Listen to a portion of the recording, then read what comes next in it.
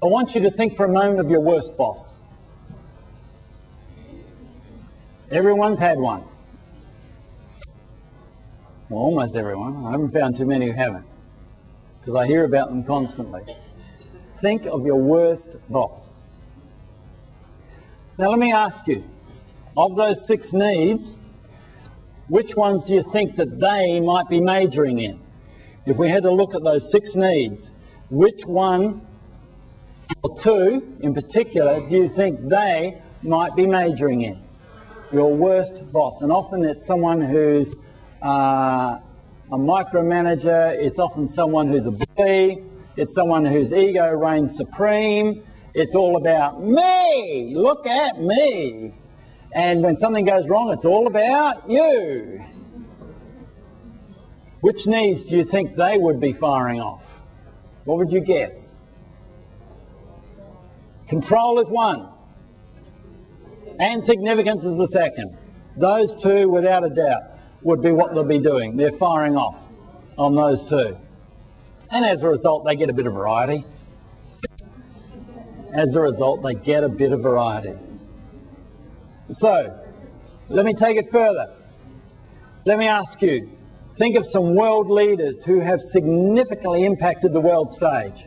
Some leaders that come to mind. You probably haven't met them, but you've certainly seen them on documentaries, on television, you've read about them, you've heard them on the news. Who would they be? Gandhi's a good one. Excellent. Mandela is an excellent one. JFK is another good one. Gorbachev could be another good one. There are numbers of people on the planet who you could think of. Now let me ask you, given those needs, which needs would you suggest these people might be representing, pursuing, undertaking? Contribution is number 1. What else? Connection. Excellent.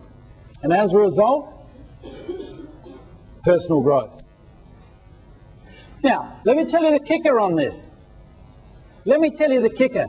You pursue connection and love and personal growth, and more particularly making a contribution, and you automatically, as a bonus and as a benefit, get need 1, 2 and 3.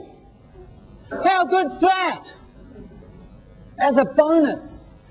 And yet the myth in our community, and particularly in certain areas where I lecture in, is that we have to be big on number 1 and number 3 in order to make it.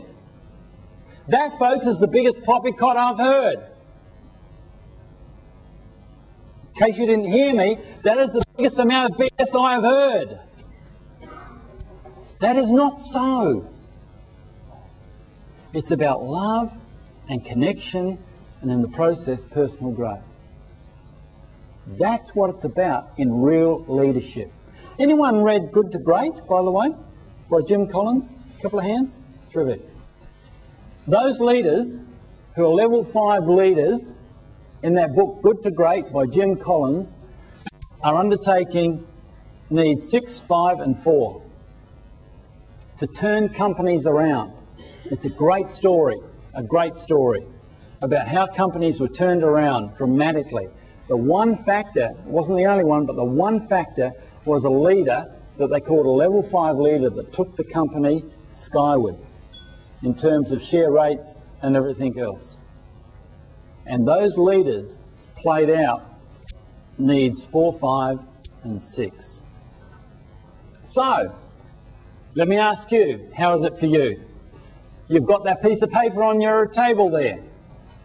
So how are you doing in each of those needs? Where do you rate on a scale of 1 to 10, where 1 is the minimum and 10 is the max? And what area do you mainly fulfill that need?